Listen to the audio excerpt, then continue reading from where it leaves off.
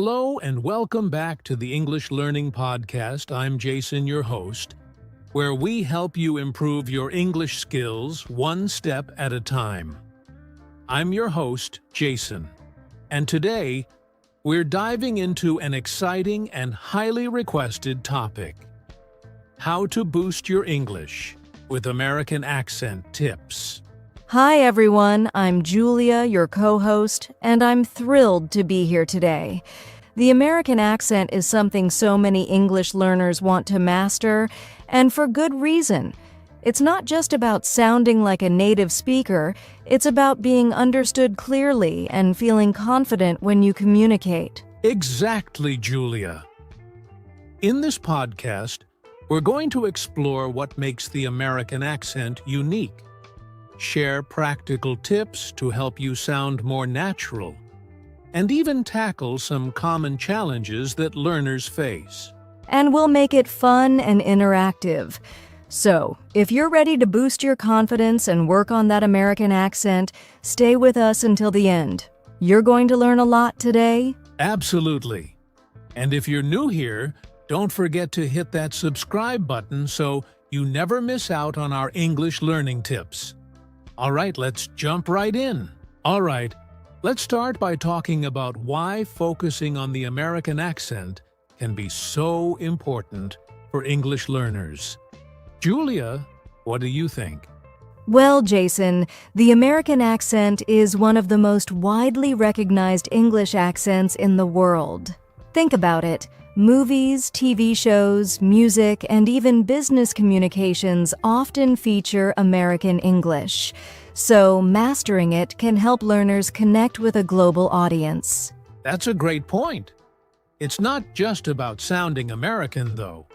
A clear American accent helps people understand you more easily, whether you're speaking to someone in the U.S. or even someone from another country who's familiar with American English. Exactly. Plus, having a confident accent can make a huge difference in how you feel when speaking English. When you know you're being understood, it boosts your self-esteem, whether it's in a job interview, a presentation, or even just a casual conversation. Right. And it's not about being perfect or losing your unique identity. It's about clarity and communication. An accent is just one tool that makes your English more effective. I love that, Jason. And here's another interesting fact. Improving your accent can also sharpen your listening skills. When you practice the sounds and rhythm of American English, you naturally become better at understanding native speakers. That's true. So, learning the American accent isn't just for speaking. It's for listening, connecting, and communicating effectively. And the best part is, it's something anyone can learn with the right mindset and practice. Absolutely. So, if you've been thinking about improving your American accent, remember, it's not just about sounding like someone else. It's about becoming the best, clearest version of yourself in English. Well said, Julia. With that, let's dive into the specifics. In the next segment, we'll explore the key features of the American accent and how you can start practicing them today. Now that we've covered why the American accent is so important, let's break it down. What exactly makes the American accent unique? Julia, do you want to start with one of the key features? Sure, Jason. One of the most noticeable things about the American accent is how vowels are pronounced. American English has a lot of long, drawn-out vowels. For example, the word cat has a broader A sound compared to British English. And don't forget about the R sounds. They're much stronger and more pronounced in American English, like in car, water, or doctor. That's a great point. American English is what we call rhotic, meaning the R sound is emphasized even at the end of words. In contrast, in British English, that R is often silent. Try saying car the American way. Car. Exactly. Another key feature is the flap T sound. This is when the T in words like water or butter sounds more like a soft D. So instead of saying water, Americans often say water. Right. And that's something that can make your accent sound much more natural. It's subtle, but practicing this can really help. Another thing to note is the rhythm of American English. It has a clear stress pattern, with some words or syllables being emphasized more than others. That's true. For example, in the phrase, I'm going to the store, the stress naturally falls on going and store.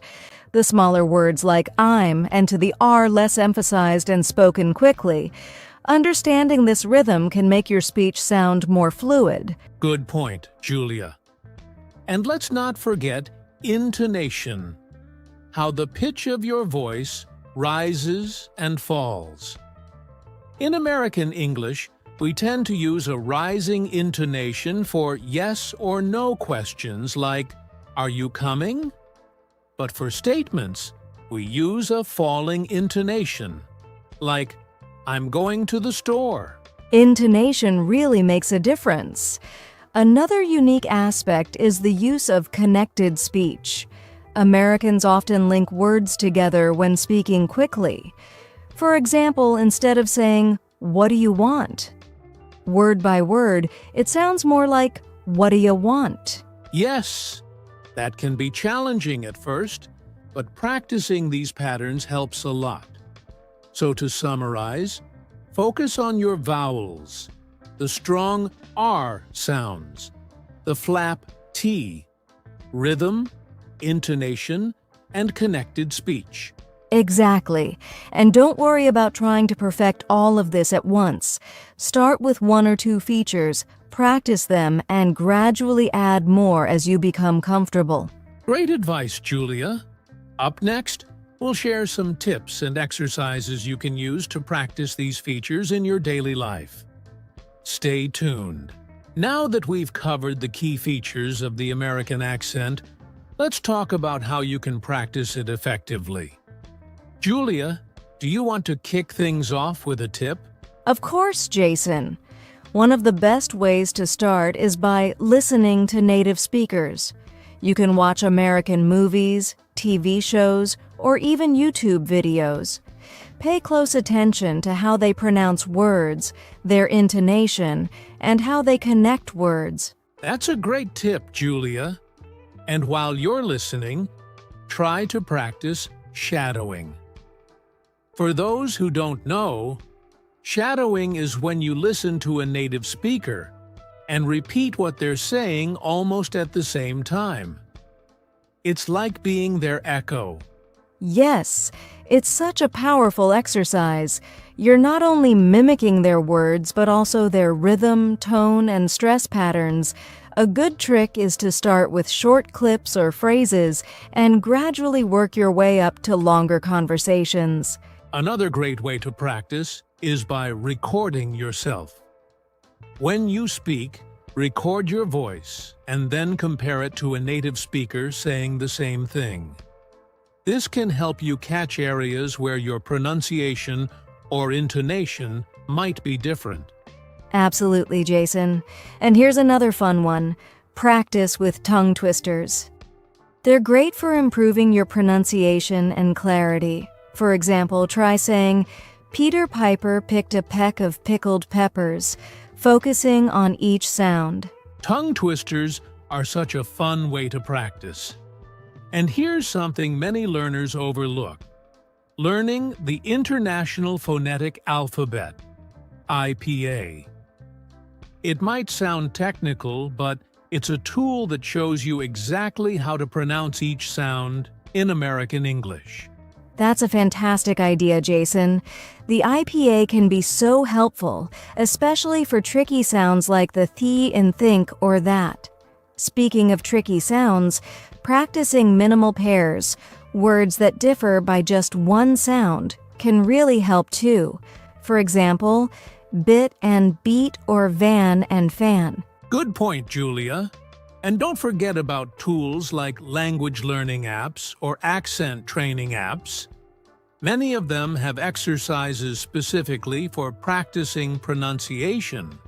Some even have AI feedback to help you improve.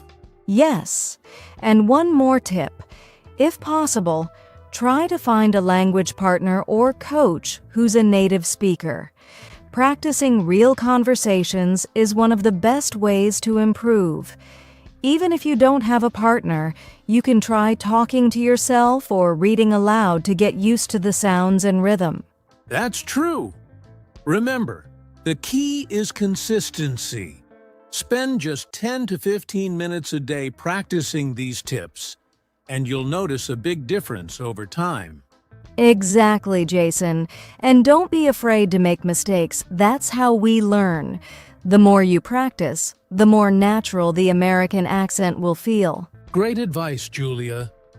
Now that we've shared these tips, let's talk about some common challenges learners face and how to overcome them in our next segment. Now, let's talk about something that all learners face at some point: challenges. Julia, what are some common difficulties people encounter when trying to master the American accent? Great question, Jason. One big challenge is getting used to the strong R sound. For learners from non-rhotic language backgrounds like some parts of Asia or Europe, pronouncing the R in words like car or word can feel unnatural at first. That's so true. Another challenge is the flap T sound, where the T sounds like a soft D, as in water or butter. Learners often either overemphasize the T or avoid it entirely, making their speech sound less natural. Exactly. And let's not forget intonation and rhythm.